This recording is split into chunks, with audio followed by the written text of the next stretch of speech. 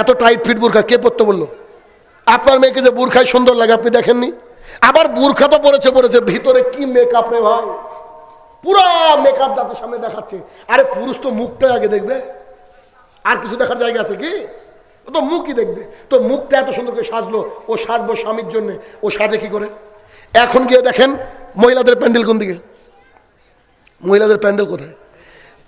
ওইখানে আপনার মেয়ে আজকে সেজে এসেছে, আপনি গিয়ে দেখেন ও বাড়িতে যে ড্রেসে ছিল ওই ড্রেস পরেনি, আজকে সুন্দর করে ভালো একটা পোশাক পরে গেছে। আয়েশা রাদিয়াল্লাহু আনহা বলছেন, আমি দোলনায় দোল খেয়েছিলাম, আমাকে নিয়ে আসা হলো, সাজিয়ে দেওয়া হলো, তারপরে মুহাম্মদ সাল্লাল্লাহু আলাইহি ওয়াসাল্লামের বাসরাতে ঢুকে দেওয়া হলো। তো আজকে যারা সেজে এসেছে ওর বাসরাত নাকি আজকে? কালকে সকালে যখন ঢাকায় টিউশনি করতে যাবে, পাশের গ্রামে টিউশনি করতে যাবে, সুন্দর করে লিপস্টিক পরে, সুন্দর করে মেকআপ বক্স লাগিয়ে, মুখের উপরে আটা ময়দা যা আছে সব মেখে জাতির সামনে হাঁটছে, বলেন ওর বাসরাত? রাসূল সাল্লাল্লাহু আলাইহি ওয়াসাল্লাম আপনাকে নিষেধ করেছে বিয়ে করতে, ভুল হয়ে গেছে, আল্লাহকে বলে I am extremely sorry. Shahinur Rahman বলল আগামীকাল থেকে ইনশাআল্লাহ বোরখা ব্যবস্থা করব, আগামীকাল থেকে বোরখার ব্যবস্থা করা যাবে।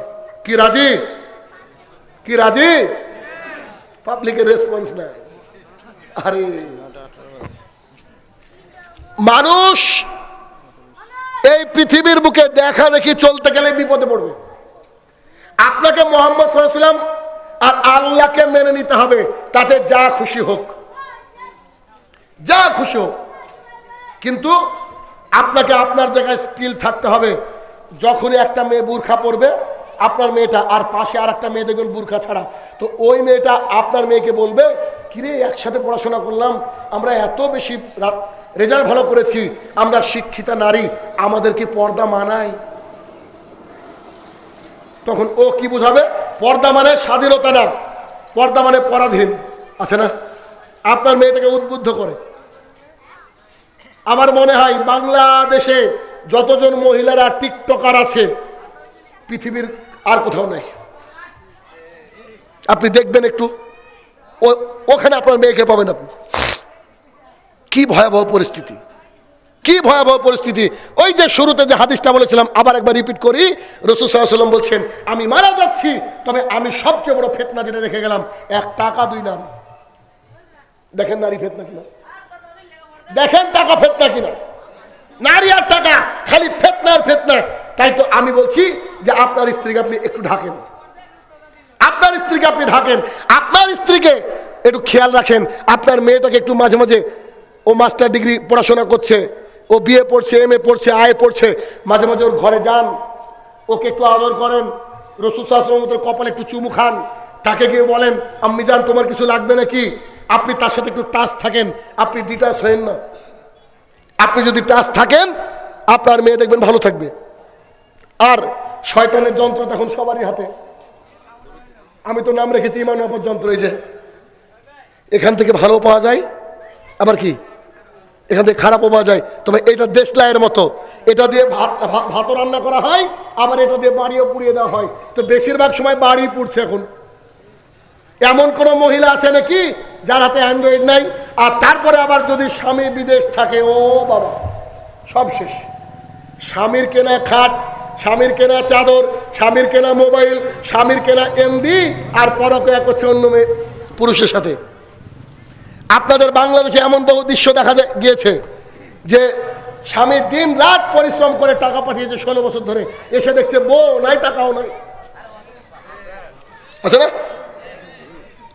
জি জি, বউ নাই, টাকা নাই, আছে কিনা?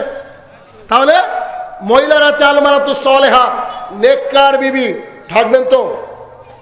জি জি। বক্তৃতার শেষের দিকে একটা বিষয় যেটা আমি খেয়াল করলাম, সেটা হচ্ছে এই আয়োজনে কিন্তু গৌরনগর যুব সমাজ, যাদের শুকরিয়া প্রথমে আমি আদায় করেছি। আমি মনে করি যে youth are the main capital of the উম্মাহ। উম্মতের মূলধন হচ্ছে যুবক।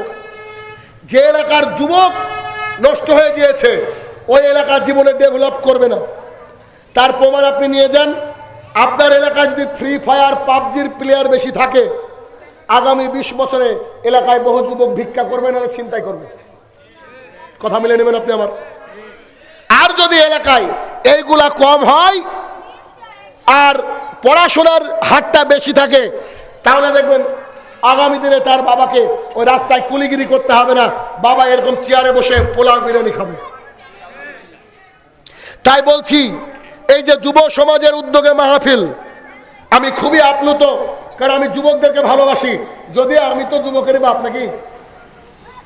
জি, একজন ব্যক্তি কি আপনি তো মনে হয়, উনি আমাকে বলছেন যে আপনার বয়স কত? আমি বললাম 35, 35। আমি তো যুবক। যুবকরা পারে সমাজ পরিবর্তন করতে। মাঝে মধ্যে মজা করে একটা কথা বলি যে if you want to change the society, change the world, without war you can change when you are in bachelor mood. তুমি যদি পৃথিবীকে পরিবর্তন করতে চাও, তাহলে যখন বিয়ে করনি তার আগে পরিবর্তন করো। যুবক থাকতে পরিবর্তন করতে পারবা, কিন্তু হোয়েন ইউ গেট ম্যারিড, তুমি যখন বিবাহ করে ফেলবা, you can change a TV channel. তুমি তোমার বোর কাছ থেকে রিমোট নিয়ে টিভির একটা চ্যানেল পর্যন্ত চেঞ্জ করতে পারবে না। ঠিক না কথা না? দেখবেন আপনি বলবেন যে আমি একটু নিউজ দেখবো, আপনার স্ত্রী বলছে দাঁড়াও, এখন বোঝে না, সে বোঝে না, চলছে। কিয়ামত হয়ে যাবে, টিভির রিমোট দিব না, তোমার ভাত খাবো না, টিভির রিমোট দেবো না। আরে শোনো, তুমি এত কথা বলো মানে এই টিভিটা আমার বাপ দিয়েছে। ঠিক না? একবারে আমাদের বাস্তব সমাজের চিত্র। তাহলে বিয়ের পরে একটা টিভির চ্যানেলও চেঞ্জ করা যায় না, আর গোটা বিশ্বকে বদলানো যায় কখন? বিয়ের আগে, যখন মানুষ যুবক থাকে। তবে যুবক বিয়ে করার পরে যে বুড়ো হয়ে যায় এমনটা না। আমাদের বিয়ে হয়েছে, তারপরে তো আমরা ওই আওতায় এখনো আছি, তাই না? আমাদের যখন 50 হয়ে যাবে তখন আর কেউ আমাদেরকে যুবক বলবে না। তো এই আমার ভাই সোনারা আয়োজন করেছে মাহফিলের, আমার জানা মতে কিছু খরচ খরচান্ত হয় মাহফিলে। আমি না হয় কন্ট্যাক্ট করি না, না আমার পরের বক্তা কন্ট্যাক্ট করে না, যা জানা আমার। কিন্তু এই যে লাইট ইত্যাদি ইত্যাদি এগুলো তো লেগেছে, তাদেরকে হয়তো বড়রা সাপোর্ট করেছে কিনা আমি জানি না। যদি উচিত বড়দের সাপোর্ট করা, তো অবশ্যই রাসূল সাল্লাল্লাহু আলাইহি ওয়াসাল্লাম বলছেন সাদকাতু বুরহান, দান হচ্ছে দলিল। আমি কিন্তু এটা নিজ দায়িত্বে বলছি, বুঝেননি? টাকা উঠলে টাকা আমাকে দেবে এটা না। আমি নেমেই সিএনজি বোধহয় দাঁড়িয়ে আছে আমার জন্য, আমাকে আবার কল্যাণপুর যেতে হবে, সঙ্গে সঙ্গে নাটোর, পরশুদিন আবার দিনাজপুর, মানে এই যে কদিন আসি বুঝতে পারছেন। আর ইনশাল্লাহ 13 তারিখে রূপগঞ্জ, আল্লাহ যদি বাঁচিয়ে রাখে, আর যদি আপনাদের সরকার লকডাউন না দেয়, যদি বলে কালকে লকডাউন, পরশুদিন বাড়ি চলে যাবো, আমি কালকে বাড়ি চলে যাবো। কিন্তু 13 তারিখ পর্যন্ত আলহামদুলিল্লাহ আছি রূপগঞ্জে।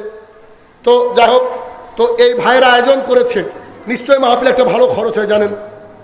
তো তার জন্য রাসূল সাল্লাল্লাহু আলাইহি ওয়াসাল্লাম বলছেন আস-সাদকাতু বুরহান, দান হচ্ছে দলিল। কোথায় যাওয়ার দলিল? জান্নাতে যাওয়া। আমরা ইবাদত করি, কিন্তু মালি ইবাদত করতে গেলে একটু মাথায় কাজ করে না। টাকা আদান প্রদান ওলা ইবাদত হলে একটু সমস্যার মুখে পড়ি। এই জন্য আমি 3 থেকে 4 মিনিট এখানে আছি। আর যুবক ভাইরা যারা কোথায় আছে জানি না, তাদেরকে অনুরোধ করব, কেউ উঠবেন না, হই হট্টগোল করবেন না। সবাই আপনাদের কাছে ওরা যাবে, 2 জন যুবক দাঁড়িয়ে যাও, একটা চাদর বা একটা ওই যে মাথায় দেওয়া একটা তোপটা ধরে এভাবে আপনাদের সামনে যাবে।